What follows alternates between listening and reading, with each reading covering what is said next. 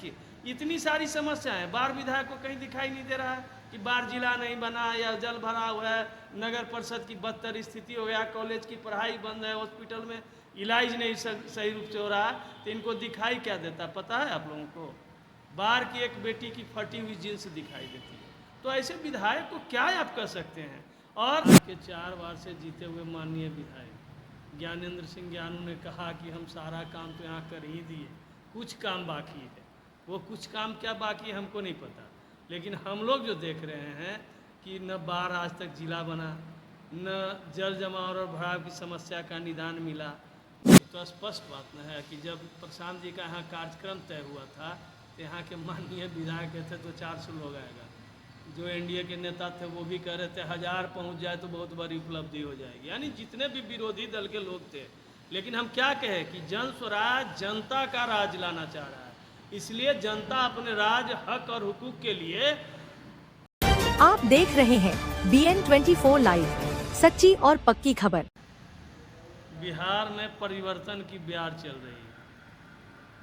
जन स्वराज लोगों को बिहार में जागृत कर दिया है कि जन स्वराज का मतलब जनता का राज होता है, और सरकार में लूट भ्रष्टाचार के साथ साथ जो वादा खिलाफी की बातें हो रही है, तो इस तरह की घटनाएं होंगी ही। आदरणीय मंत्री श्रवण कुमार जी ने हिंसा के उस प्रभावित गांव में कहा था कि मृतक व्यक्ति को मुआवजा दिलाएंगे, और जब वहाँ स्थानीय विधायक के साथ पहुँचे और मुआवजा की कोई बात नहीं हुआ तो लोग उग्र हो गए, क्योंकि अपना हक और अधिकार सारे लोग चाह रहे हैं। आज त्राहिमाम में है, लेकिन जैसा कि देखा जा रहा है कि पदाधिकारी की चुप्पी है, क्या करना चाह रही है उस पीड़ितों के साथ सरकार?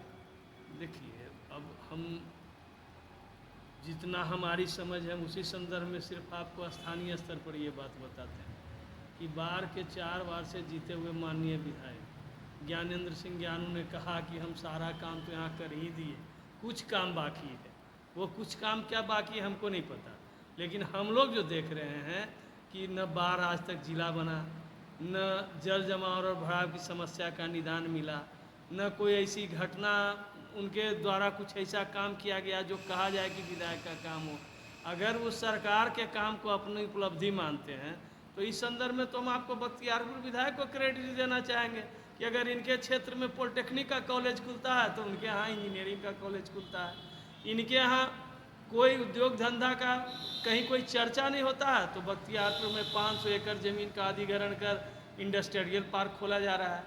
अब जब आप समझिए इस चीज़ को, यही चीज़ पूरे बिहार में हो रहा है कि नेता लोग अपने स्वार्थ के लिए गलत बयानी कर रहे हैं, और गलत बयानी का परिणाम होता है। आप जैसे देखिए इतनी सारी समस्याएं, बाढ़ विधायक को कहीं दिखाई नहीं दे रहा है कि बाढ़ जिला नहीं बना या जल भरा हुआ है, नगर परिषद की बदतर स्थिति हो गया, कॉलेज की पढ़ाई बंद है, हॉस्पिटल में इलाज नहीं सही रूप से हो रहा, तो इनको दिखाई क्या देता पता है आप लोगों को?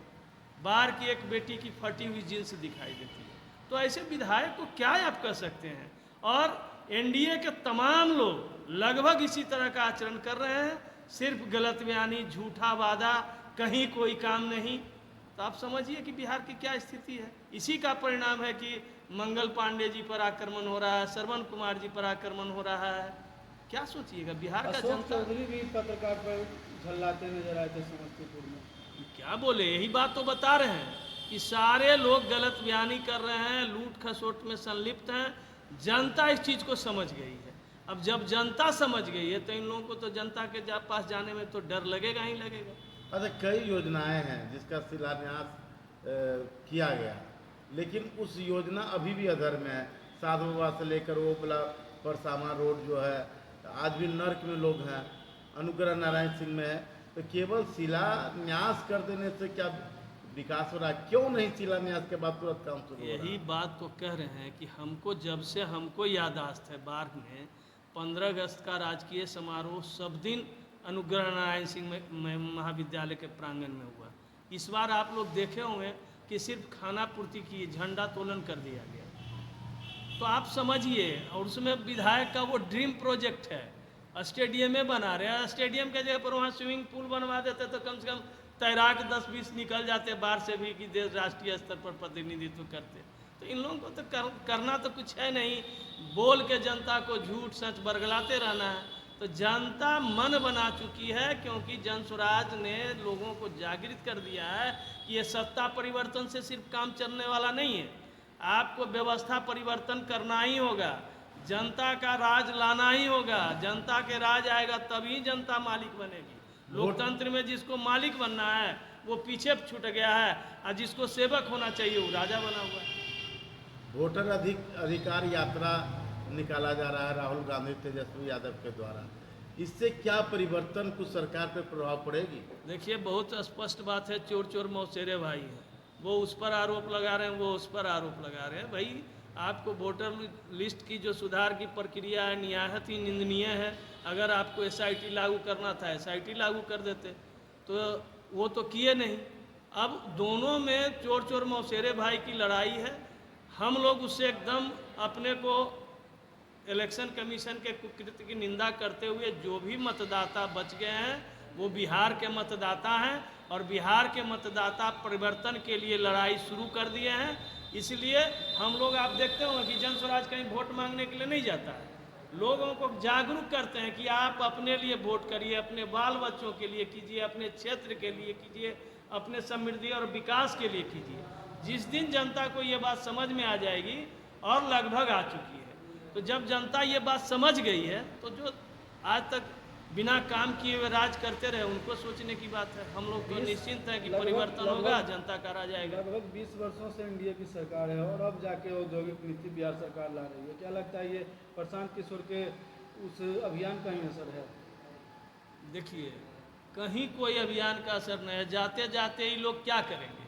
अब जा रहे हैं तो आने वाली जो जनता की जो राज सरकार बनने जा रही है जन स्वराज की, उस पर लायबिलिटी डालना चाहते हैं। उस लायबिलिटी से कहीं कुछ नहीं होना है, क्योंकि हम लोगों के प्रायोरिटी चेंज हो जाएगा। अभी तक क्या है कि नीति आयोग के द्वारा निर्धारित योजनाओं को ज़मीन पर उतारा जाता है, जो नीति आयोग को पता नहीं है कि बिहार में क्या करना चाहिए, और बिहार के शासन प्रशासन को पता नहीं कि बिहार में कौन सी योजनाएं लागू की जानी चाहिए। जन स्वराज की जैसे ही सरकार बनेगी, तो परिवर्तन में सबसे पहला जो पावर इन्वेस्ट होगा वो जनता का पावर हो। जनता योजना का चयन करेगी और उसी योजना को सरकार मूर्त रूप देगी।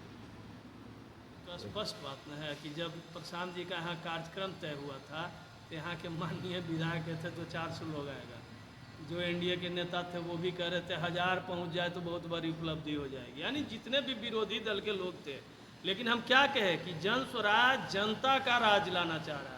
इसलिए जनता अपने राज, हक और हुकूक के लिए बाहर में, जब हमारे आदरणीय नेता प्रशांत किशोर जी आए, तो देखे नहीं 20 से 25 हज़ार की संख्या में जन सैलाब उमड़ पड़ा, और इतनी अधिक मतलब संख्या हो गई कि जो हम लोगों का प्रस्तावित स्थल था जहाँ पर हम लोग कार्यक्रम कराए थे, बहुत छोटा पड़ गया।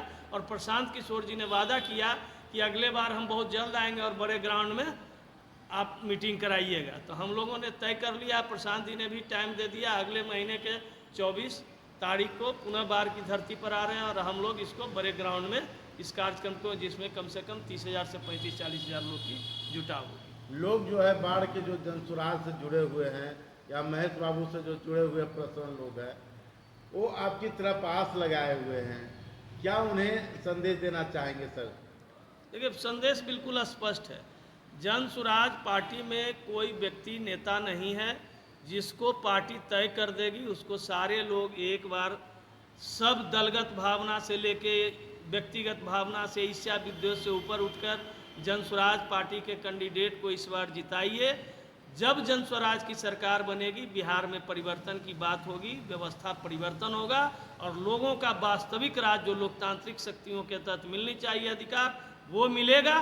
और सही मायने में बिहार में सरकार जो है बिहार के लिए काम करेगी, विकसित बिहार के लिए काम करेगी।